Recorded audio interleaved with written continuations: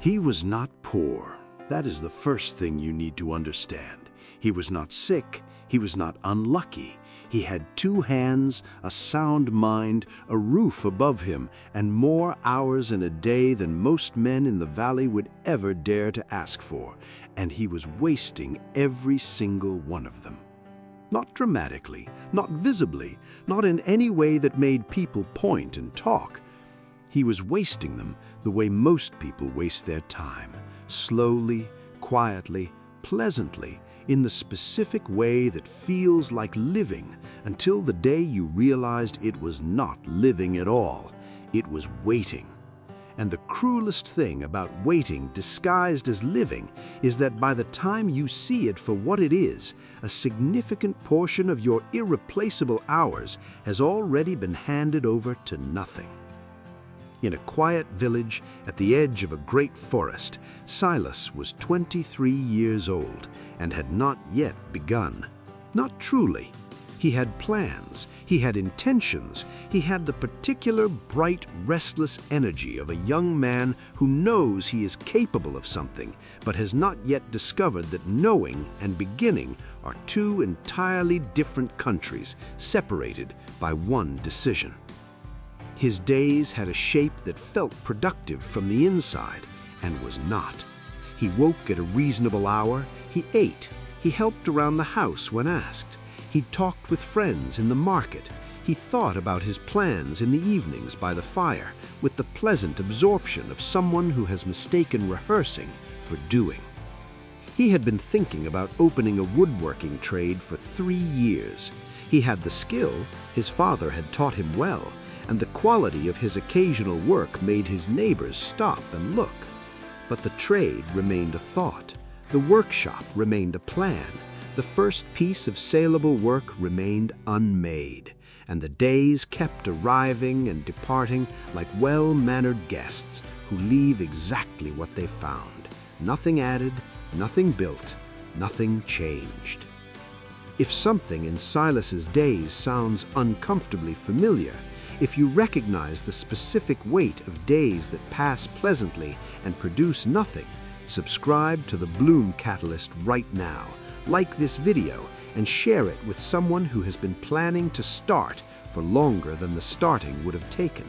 Because what the elder at the well tells Silas this afternoon is going to make it impossible for you to look at tomorrow morning the same way you looked at it yesterday. The elder was at the village well when Silas arrived to draw water on a warm afternoon. Her name was not known to most people in the village. She had arrived some years ago and lived quietly at the forest edge, and was known simply as the woman who kept an extraordinary garden and never seemed to be in a hurry about anything. She was filling her own vessel when Silas arrived, and she looked at him with the specific attention of someone who has been waiting for a particular moment and recognizes it when it comes. She said nothing while he lowered his bucket. Then, as he began to draw it up, she said quietly, "How long have you been here?" Silas said he had only just arrived. She shook her head and said she did not mean at the well. He looked at her. She said, "How long have you been in your life, standing in it, without moving forward in it?" Silas had no answer for that. It was the first time anyone had asked him a question he could not answer with the comfortable currency of plans and intentions. The elder sat on the stone edge of the well and told him she was going to give him something worth more than anything he would find in the market or the forest, or even in the plans he kept so carefully by his evening fire.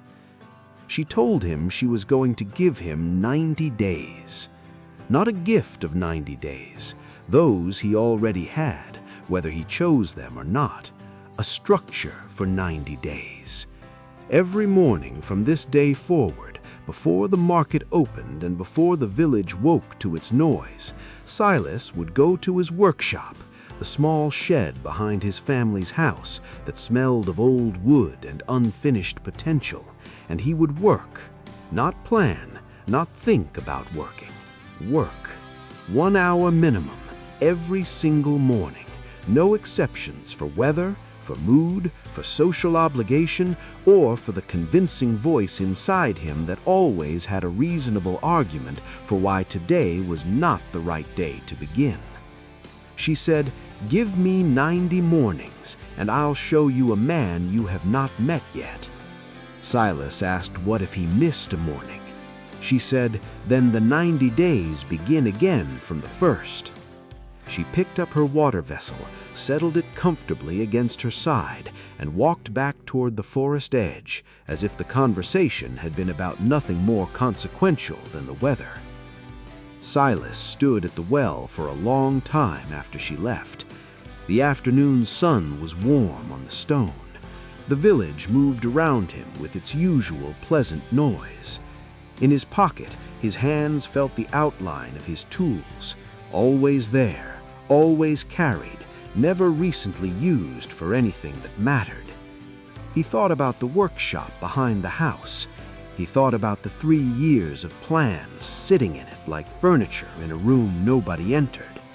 He thought about what it would mean to walk into that room tomorrow morning before the village woke and actually begin.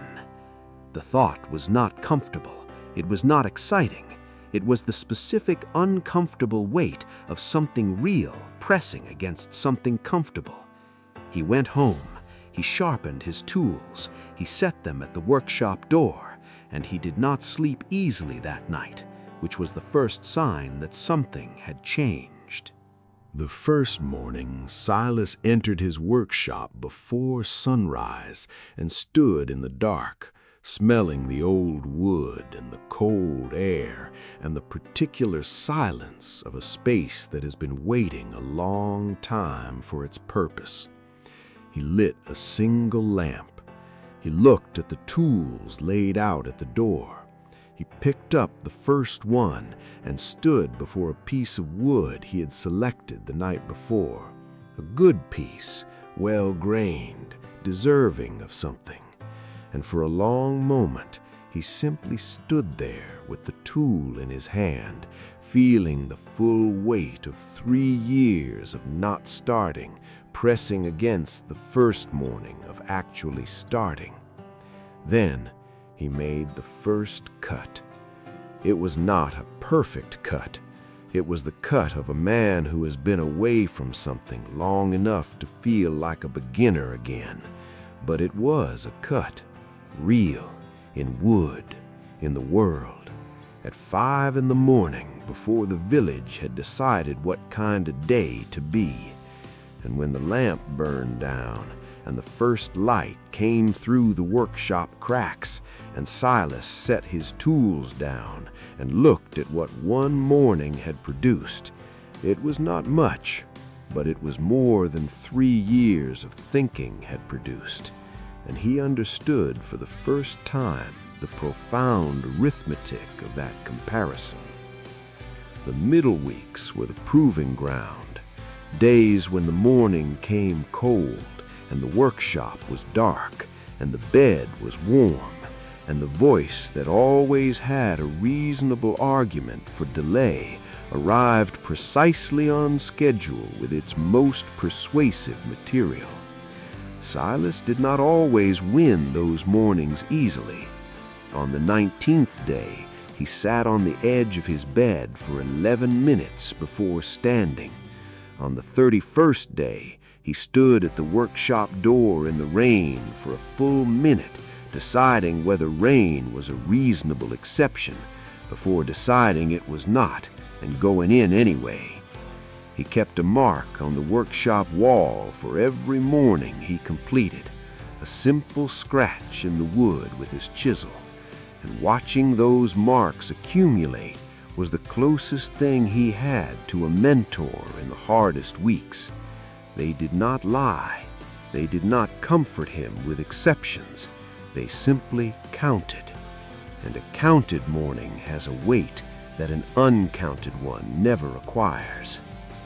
If you are somewhere in the middle of your own unstarted thing, if you can feel the distance between where you are and the first cut would take you, like this video right now, Share it with someone who has been standing at their workshop door for longer than they want to admit, and subscribe to the Bloom Catalyst.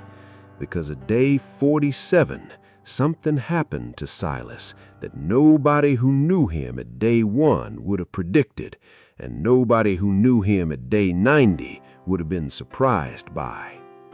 At day 47, a neighbor stopped at Silas's gate on his way to the market and asked about the piece of furniture visible through the workshop door. He had heard the early morning sounds for weeks and assumed Silas was doing repair work. When he saw the table Silas had built, solid, well-jointed, finished with a care that made the grain of the wood visible and alive, he asked the price. Silas named one.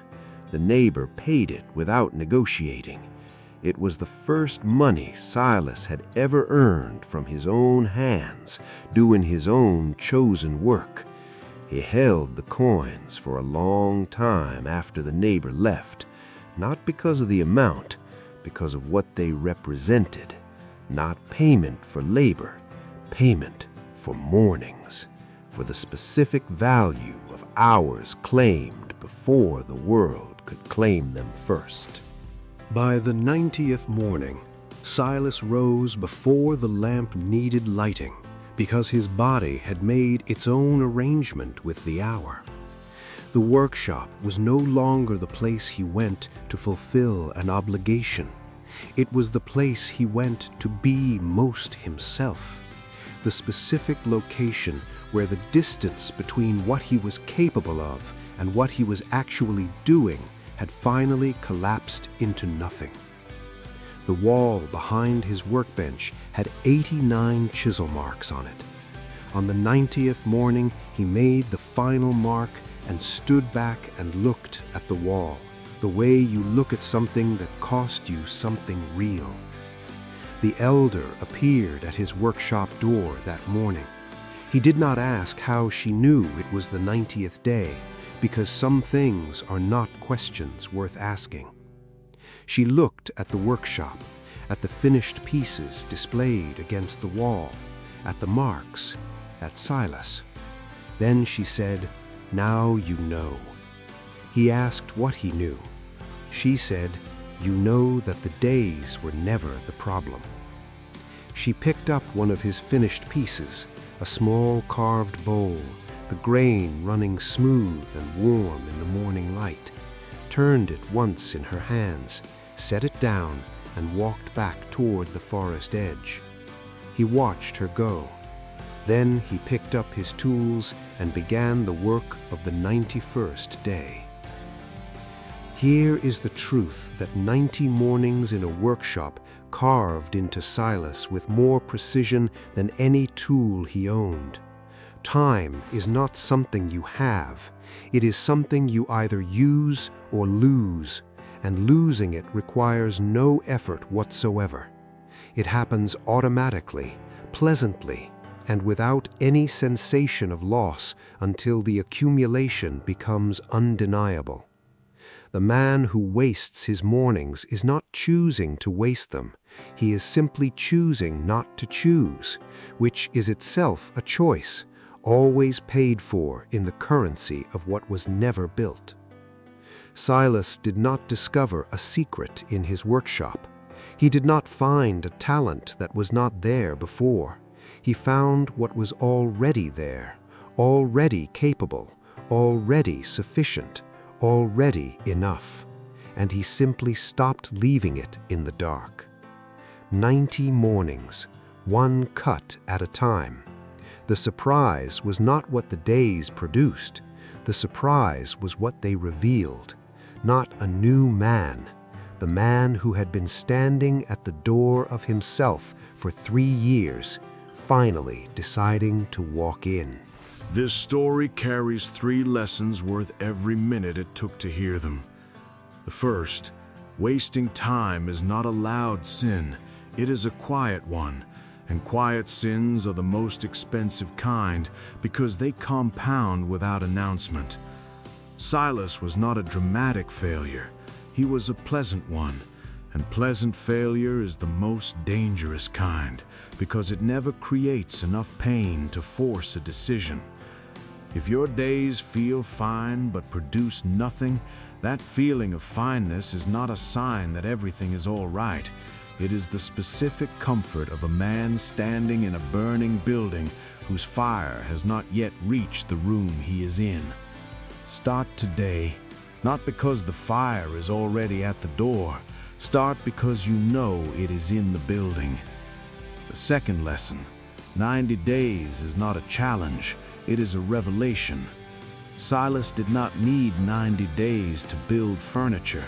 He needed 90 days to build the man who builds furniture. The work was always possible. The workshop was always there. The tools were always sharp. What was not yet built was the identity of a person who begins before the world wakes and works before the world watches. That identity cannot be thought into existence. It cannot be planned into existence. It can only be built, one morning at a time, one mark on the wall at a time, one cut at a time, until the accumulation of chosen mornings becomes the architecture of a person you did not know you were capable of being. The third lesson is the one the elder delivers at the workshop door on the 90th morning. The days were never the problem. You have always had enough days. The question was never whether you had enough time. The question was always whether you would decide that today was the day. Not tomorrow, not when the conditions improved, not when you felt ready. Today. Share this story with one person who has been planning to start for longer than the starting would have taken. Like this video so more people who are standing at their workshop door can find it, and subscribe to the Bloom Catalyst, because the 90th day begins the morning you decide the first one does.